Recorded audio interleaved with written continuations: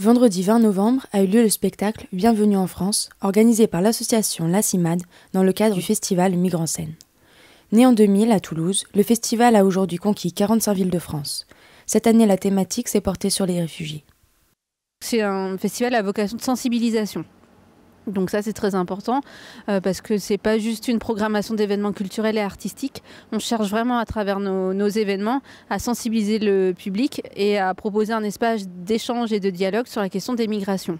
On travaille beaucoup en coopération avec les artistes. On essaye d'être présent dans différents lieux culturels de l'île et on essaye aussi de travailler avec des personnes migrantes elles-mêmes pour les faire parler ou en tout cas porter leurs paroles.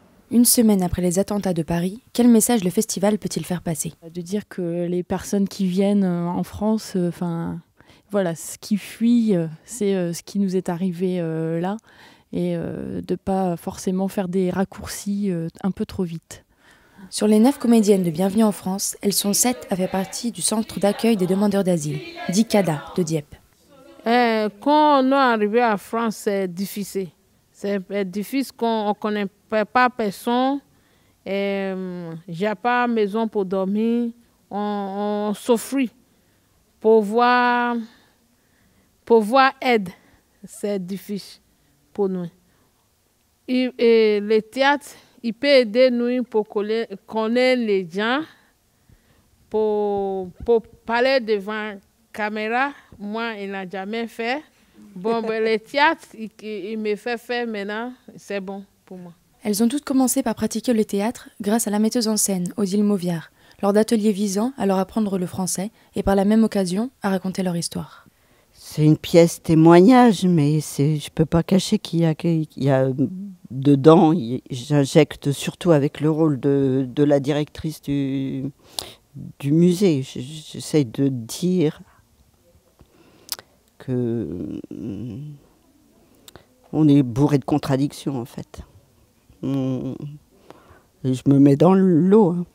Comment une personne va réagir pour dire, si on lui dit accueille-le, il peut aller chez toi. Et elle dit mais non, que c'est pas possible. Le spectacle s'est fait avec la participation de 2 bénévoles, dont Dominique. Elle-même fille de réfugiée, elle incarne une conservatrice de musée en premier lieu raciste, qui appelle la police quand elle trouve Djira, une jeune Congolaise qui se cache dans son musée afin de ne pas se retrouver à la rue. Dans la population française, il y a plein de gens qui sont dans ce cas-là et qui sont capables d'avoir des discours complètement racistes et infâmes, quoi.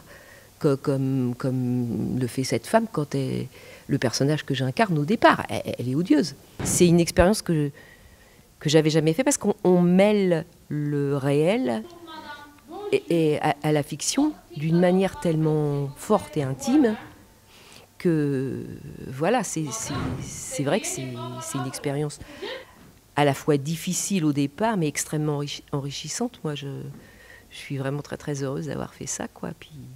Puis voilà, j'aime beaucoup ce qui s'est passé entre nous. Un alliage entre la réalité et la fiction qui a autant touché les artistes que les spectateurs. Les femmes qui jouent leur rôle, ce qu'elles ont vécu dans la vie, on sentait que c'était pas joué, quoi. Ça venait du cœur, quoi. Vraiment, elles avaient quelque chose à dire.